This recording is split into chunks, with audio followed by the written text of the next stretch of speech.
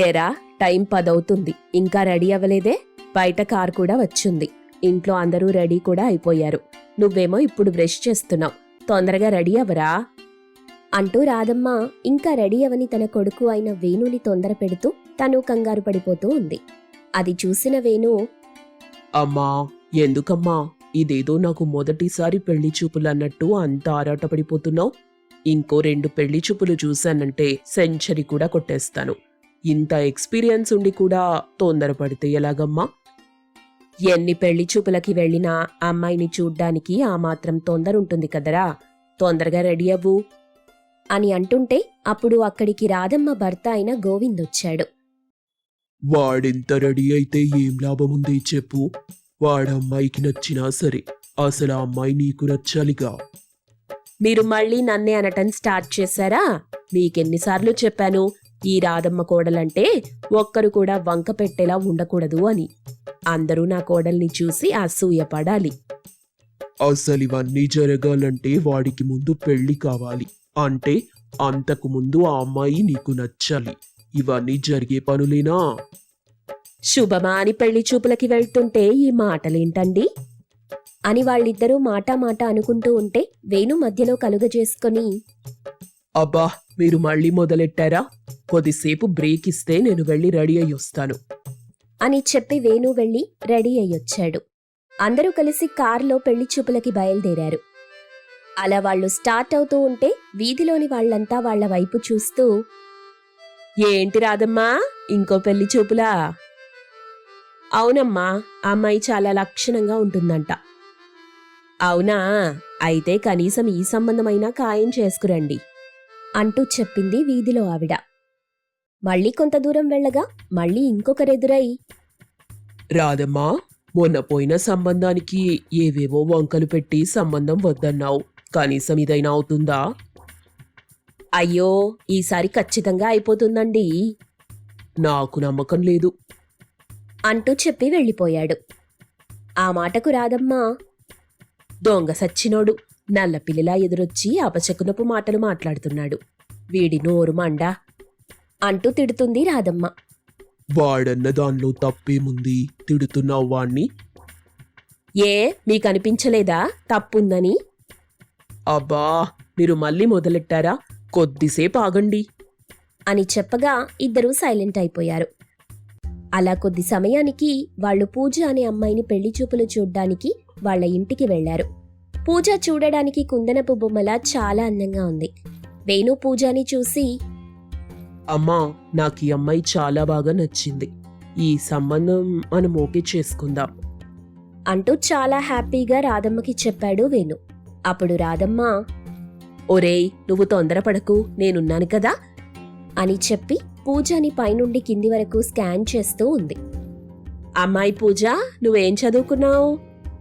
నేను ఎంటెక్ చేశానండి.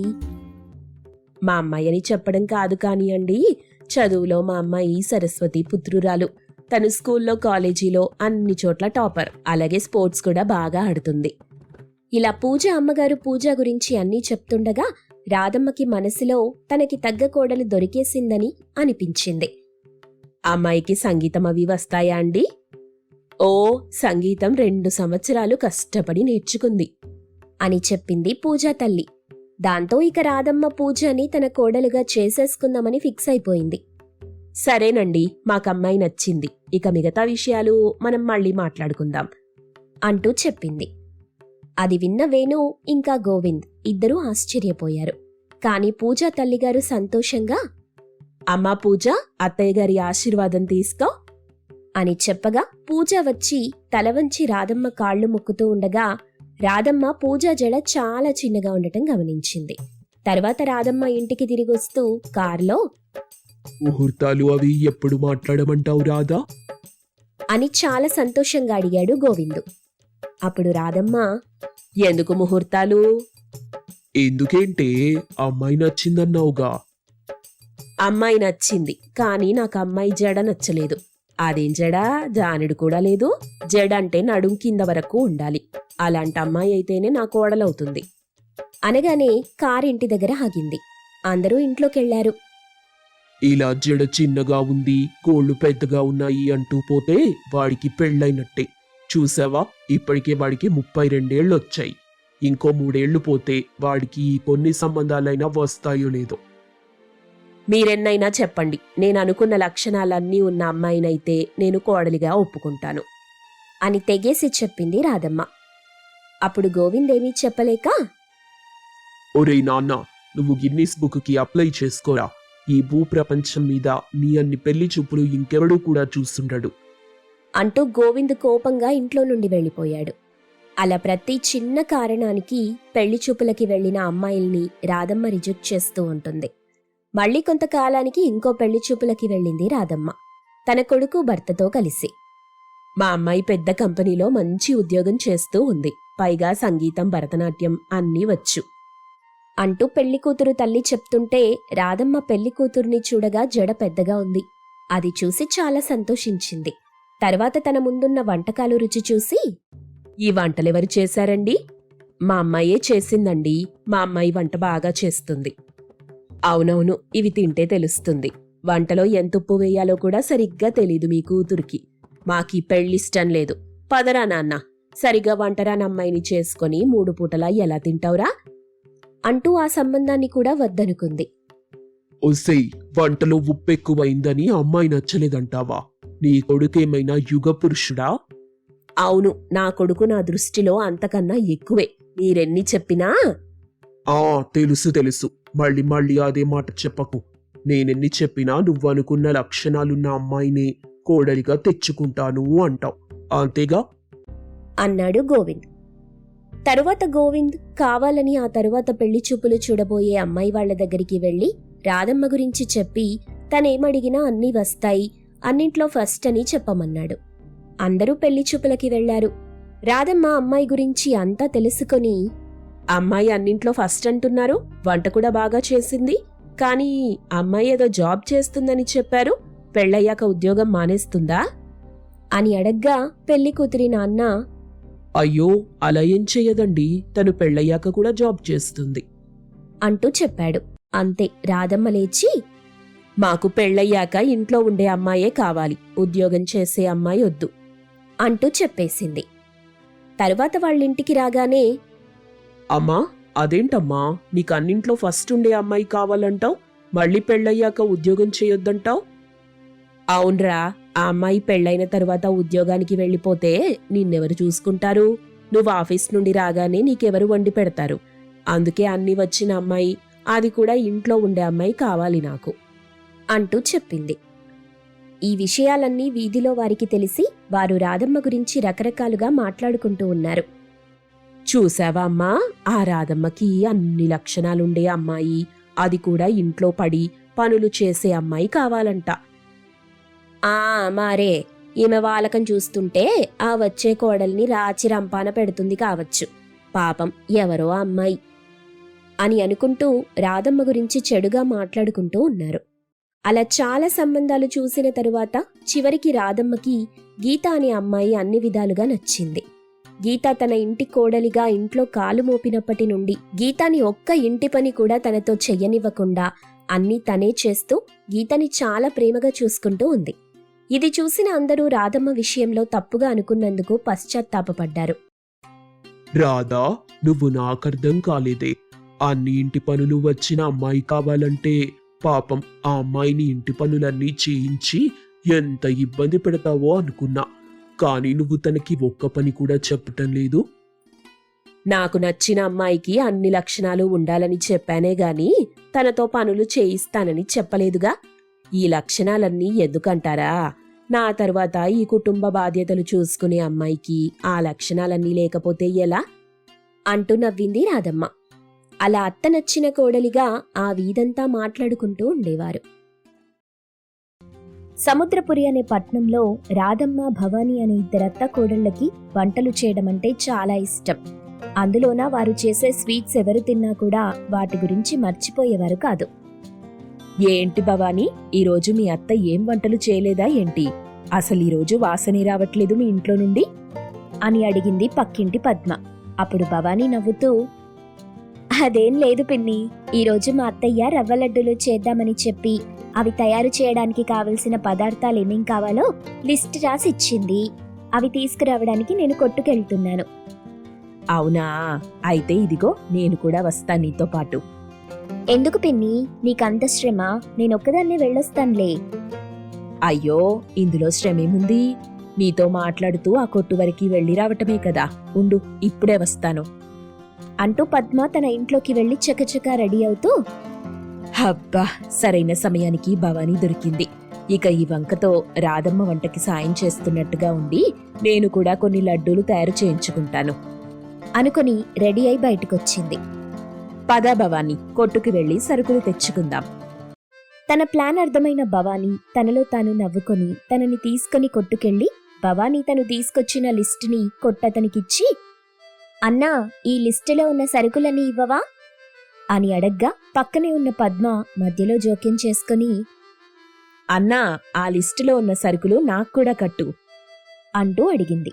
దాంతో భవానీ ఆశ్చర్యపోయి, నీకెందుకు పిన్ని ఈ సరుకులు? ఏం లేదు భవానీ, నేను కూడా ఎన్నో రోజులుగా రవ్వ లడ్డూలు తయారు చేద్దామనుకున్నాను, కానీ కుదరలేదు. ఇప్పుడెలాగో మీ అత్తయ్య చేస్తుందిగా, నేను మీకు రవ్వ లడ్డూలు చేసే పనిలో సాయం చేస్తాను. మీరు కూడా నాకు సాయం చెయ్యండి అని చెప్పింది పద్మ. ఆ మాటలకి భవానీకి నవ్వొచ్చింది.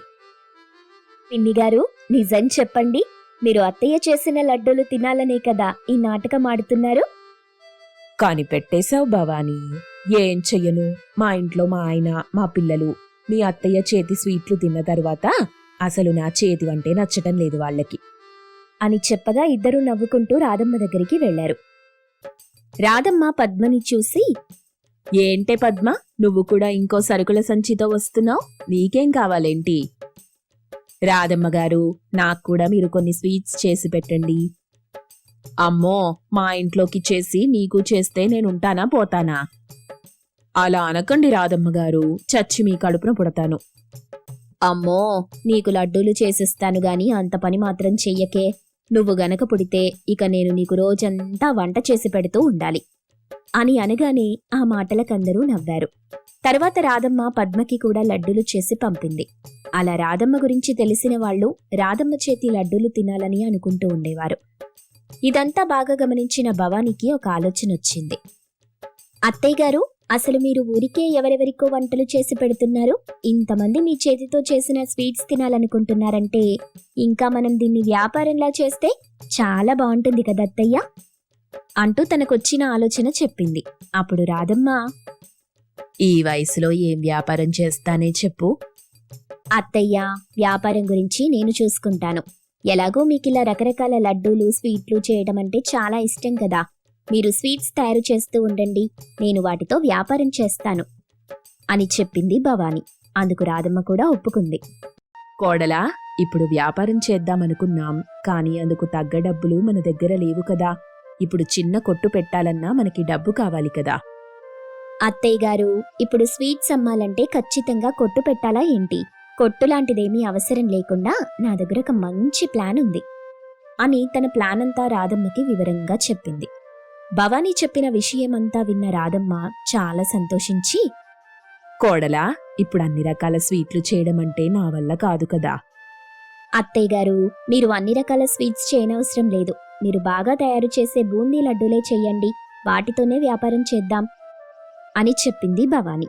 తర్వాత భవానీ చెప్పినట్టుగా రాధమ్మ చాలా లడ్డూలు తయారు చేసింది. అవి ఎంతో రుచికరంగా ఉన్నాయి. భవానీ ఆ లడ్డూలని గాజు డబ్బాలో పెట్టి ఒక తోపుడు బండి మీద వాటిని పెట్టుకుని అమ్మడానికి బయలుదేరుతుంది. కోడలా, ఈ ప్లాన్ పనిచేస్తుందంటావా? అత్తయ్య, మీ చేతి వంట తిన్నవారెవరైనా సరే మళ్ళీ వెతుక్కుంటూ వచ్చి తింటారు అని చెప్పి ఆ తోపుడు బండిని తీసుకుని సెంటర్లో పెట్టింది. జనాలంతా ఆ బండికి కొద్ది దూరంలో ఉన్న మిఠాయి కొట్టులోకి వెళ్లి కొనుక్కుంటున్నారే తప్ప భవానీ దగ్గరికి వెళ్లి ఎవరూ కూడా కొనటం లేదు. అరే, ఇదేంటి, ఇక్కడ నేను ఇన్ని లడ్డూలు పెట్టుకుని ఉంటే అందరూ నన్ను దాటుకొని ఆ కొట్టులోకి వెళ్లి కొనుక్కుంటున్నారు? బహుశా వాళ్లకి మా అత్తయ్య చేతి రుచి తెలీదు కావచ్చు అని అనుకుంది. అలా ఆ రోజంతా ఎవరో ఒకరిద్దరు తప్ప ఇంకెవరూ కూడా తన దగ్గర లడ్డూలు కొనలేదు. చివరికి భవానీ ఆ లడ్డూలన్నీ తీసుకుని ఇంటికెళ్ళింది. అది చూసిన రాధమ్మ, ఏంటి కోడలా అంత దిగులుగా ఉన్నావు? ఏం చెప్పమంటారత్తయ్యా, నేనేదో అనుకున్నాను గాని ఎవరో ఒకరిద్దరు తప్ప ఎవరూ కూడా నా దగ్గర లడ్డూలు కొనలేదు అంటూ జరిగిన విషయం చెప్పింది. అత్తయ్య, నేనేదో వ్యాపారం చేద్దాం అనుకున్నాను, కానీ ఇదంతా అనుకున్న విధంగా జరిగే పని కాదత్తయ్యా అంటూ నీరసంగా చెప్తుంది. అప్పుడే రాధమ్మ నవ్వుతూ, ఓ పిచ్చి కోడలా, పుట్టగానే పరిగెత్తాలంటే ఎలా చెప్పు? నువ్వసలు మొదలెట్టిన రోజే ఏదో అయిపోతుందనుకోవటం నీ భ్రమ. దేనికైనా కొంత సమయం కావాలి. భూమిలో విత్తనం వెయ్యగానే చెట్టవదు కదా, దానికి కొంత సమయం కావాలి. ఇది అంతే, నువ్వు ఓపికగా ఎదురుచూడు అంటూ చెప్పింది రాధమ్మ. అప్పుడు భవానికి ఎక్కడ లేని ధైర్యం వచ్చింది. ఆ మరుసటి రోజు కూడా మళ్ళీ రాధమ్మ చేసిన లడ్డూలను తోపుడు బండి మీద పెట్టుకుని వెళ్ళింది. ఆ రోజు కూడా ఎవరూ సరిగా కొనలేదు. అలా కొన్ని రోజులు గడిచాయి.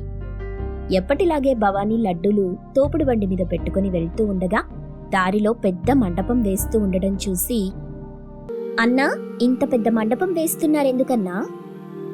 ఇంకా కొన్ని రోజుల్లో వినాయకుడి పండుగ వస్తుంది కదా, అందుకోసమే వేస్తున్నాం ఈ మండపం అంటూ చెప్పాడు. అప్పుడు భవానికి ఒక ఆలోచన తట్టింది. వెంటనే అతనితో, అన్నా, ఇప్పుడు వినాయకుడిని ప్రతిష్ఠిస్తే ఆయన చేతిలో లడ్డు మా దగ్గరే తీసుకోండన్నా. అయ్యో అమ్మా, మీరెవరూ మాకు తెలియకుండా ఎలా ఇస్తామమ్మా మీకు? పైగా మేము 10 కిలోల లడ్డు పెడదామనుకుంటున్నాం. మీరు సరిగ్గా చేయకుంటే మాకు మాటొస్తుంది.